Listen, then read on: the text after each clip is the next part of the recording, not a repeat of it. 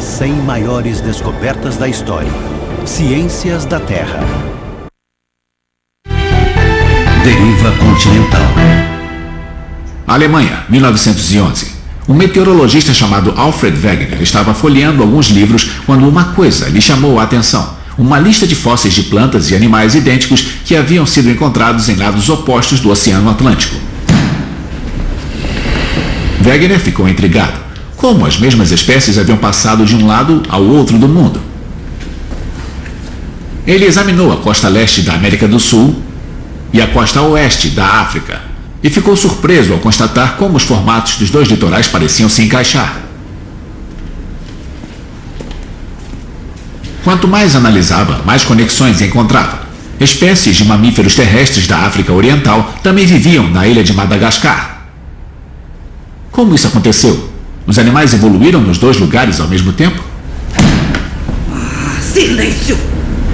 Ou eles haviam passado de um continente a outro, nadando centenas de quilômetros através do Oceano Índico? Então, Wegener entendeu tudo com muita clareza. Ele percebeu que todos os continentes do mundo antes formavam uma única e enorme massa de terra, que ele chamou de Pangeia, que vem do grego e significa toda a terra. Foi na Pangeia que as plantas e animais encontrados em lados opostos do mundo haviam compartilhado o mesmo lar. Então, ao longo de centenas de milhões de anos, a Pangeia se dividiu e suas peças flutuaram até seus locais atuais. Wegener chamou sua teoria de deriva continental. Wegener não foi o primeiro cientista a especular que a Terra havia sido dominada por um supercontinente, mas foi o primeiro a reunir evidências e montar um caso consistente. Infelizmente, seus colegas não foram muito receptivos. Não havia um mecanismo que explicasse como os continentes haviam aberto caminho através dos oceanos. A deriva continental era incrível demais para ser verdade. Por isso, sua descoberta foi amplamente ignorada. Silêncio! Ou terá que se retirar. O fundo do mar está se expandindo.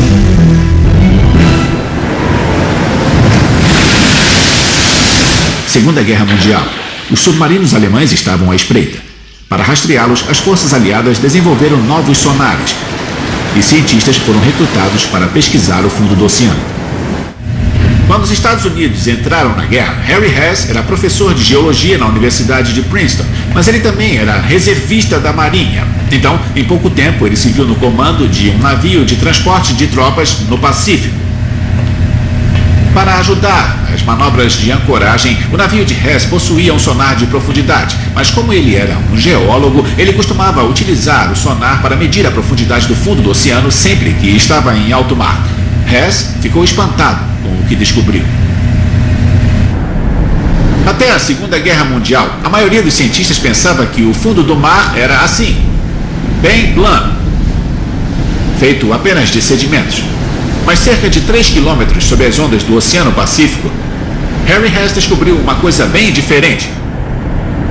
Montanhas como estas da Califórnia, com canyons e valas profundas, centenas de picos altos que agora acreditamos terem sido vulcões ativos, e tudo isso no fundo do Oceano Pacífico. No entanto, a descoberta da cadeia de montanhas do Pacífico não faz com que ela esteja entre as 100 maiores descobertas. Chegaremos nela em um minuto. Para entender onde tudo isso vai dar, eu gostaria de pular para outro evento que agitou o mundo da geologia. Durante anos, leituras de sonar analisadas por oceanógrafos no Oceano Atlântico indicavam que havia uma coisa lá embaixo. Uma coisa muito grande. Em 1953, eles descobriram o que era uma cadeia de montanhas de 19.300 quilômetros de comprimento. Eles a chamaram de Dorsal Mesoatlântica. Para saber mais, eu visitei Neil Driscoll, geólogo do Instituto de Oceanografia Scripps. Uma das grandes descobertas já feitas foi essa imensa cadeia de vulcões submarinos que se elevavam bem acima do fundo do mar. Qual a altura de uma montanha no meio do Atlântico? A média de profundidade do mar é da ordem de 4 a 5 mil metros. A dorsal mesoatlântica tem cerca de 2.500 metros, então ela se eleva a cerca de 2.500 quilômetros em média acima do solo oceânico, mostrado aqui em azul escuro. Então, é bastante alta. É, sim. E é aqui que Harry Hess retorna à nossa história. Analisando amostras do fundo e leituras de sonar ao redor da dorsal mesoatlântica, Hess fez uma descoberta impressionante. Um fenômeno quase além da compreensão. Ele determinou que a idade do fundo do Oceano Atlântico era progressivamente mais velha à medida em que se afastava da cadeia. Harry Hess descobriu que o fundo do mar estava se expandindo. Ele concluiu que o magma estava sendo impulsionado de dentro da Terra para a cadeia de montanhas, formando uma nova crosta no fundo do oceano. Gradualmente, ela era pressionada de ambos os lados à medida que mais magma continuava a abrir caminho. Hess chamou sua grande descoberta de expansão do fundo oceânico. Harry Hess chegou a um ponto em que poderia reunir tudo. O fundo estava se expandindo e Terra Nova estava sendo gerada. Mas se acontecesse por muito tempo, a Terra deveria crescer, e não crescia. A Terra não ficou maior? Não. Harry analisou o fato de que se Terra Nova estava sendo gerada em uma área, devia estar sendo consumida ou reciclada em outra área. O processo que recicla a crosta do fundo do oceano em expansão de volta para o interior da Terra chama-se subducção. Mas como nossa próxima grande descoberta revelou, tudo faz parte de um processo bem maior. Talvez a força mais poderosa da face da Terra. A descoberta de Hess sobre a expansão do fundo oceânico resgatou a ideia da Pangeia, de Alfred Wegener, da obscuridade. Agora havia um mecanismo geológico que explicava a deriva continental. Simples assim. Quando você ouve, parece fantástica. Parece fantástica. Nos anos 60, as duas ideias foram sintetizadas em uma única teoria, a ciência das placas tectônicas. Uma grande descoberta que revelou como nosso planeta é complexo e dinâmico. Vários grupos de cientistas concluíram que não era só a crosta terrestre que se movia, mas que a superfície do planeta se dividia em grandes placas interconectadas.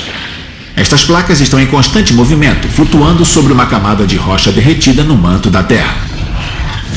Quanto às placas tectônicas, é interessante que a descoberta foi feita por diversos grupos diferentes. Não só Harry Hess. Não só Harry Hess. Vários grupos de cientistas estavam trabalhando ao mesmo tempo. E o mais interessante é que Maurice Ewing, que era diretor do Observatório Terrestre Lamont Doherty, ele estava coletando dados para tentar refutar a teoria das placas tectônicas. E por que ele queria refutá-la? Bom, ele não acreditava que ela era correta e, como cientista, ele estava coletando dados que demonstravam que a hipótese ele não achava estava que os errada. continentes se moviam através das rochas, Olha, por exemplo. O mecanismo não estava claro na época, mas ele não defendia que as placas se afastavam. E seus dados, e essa é a parte interessante, os dados que ele obteve acabaram se tornando parte das observações importantes que levaram à teoria. Parece fantástico, ou melhor, parece loucura. Como é que o mundo inteiro poderia estar deslizando? Eu entendo porque as pessoas eram céticas. Isso mesmo. Mas é a mesma taxa com que seu corpo Não é cresce. tão rápido. Então, eu não sinto nada. É verdade. Mas em termos cumulativos é enorme e pelo seguinte, a escala do tempo geológico é o que torna isso tão importante. Se você pensar em um ano, elas se movem só alguns centímetros, mas se pensar ao longo de milhões de anos, irão se mover quilômetros. Em cerca de 250 milhões de anos, todas as placas estavam juntas na Pangeia, mas se separaram e vão se unir novamente. Por que elas vão se reunir? Porque o Oceano Pacífico está sofrendo subducção em toda a sua extensão e a placa está sendo consumida e reciclada, onde o Oceano Atlântico está se expandindo sem muita subducção. Então o Oceano Atlântico vai crescer e o Oceano Pacífico vai se fechar, então começaremos a ficar mais perto da Ásia com essa retração do Oceano Pacífico. É loucura. É, isso é incrível Loucura. mesmo. E quando você a ouve, é fácil imaginar que um geólogo não acredite nisso. Estabelecer a teoria e o mecanismo foram as contribuições Porque importantes. eles nunca iam acreditar nisso. Isso mesmo, as placas estão se expandindo, não avançando.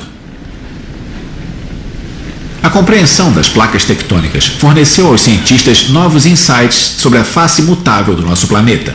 Um exemplo dinâmico de algumas dessas mudanças pode ser visto aqui, no litoral da Califórnia, onde duas das maiores placas da Terra, a Pacífica e a norte-americana, se chocam. Há vários efeitos. Por exemplo, temos vulcões onde as placas sofrem subducção e voltam à Terra. Esses vulcões existem porque a placa que sofre subducção libera água. E esta água diminui a temperatura de fusão da placa que se afasta. Assim é mais fácil e temos o vulcanismo.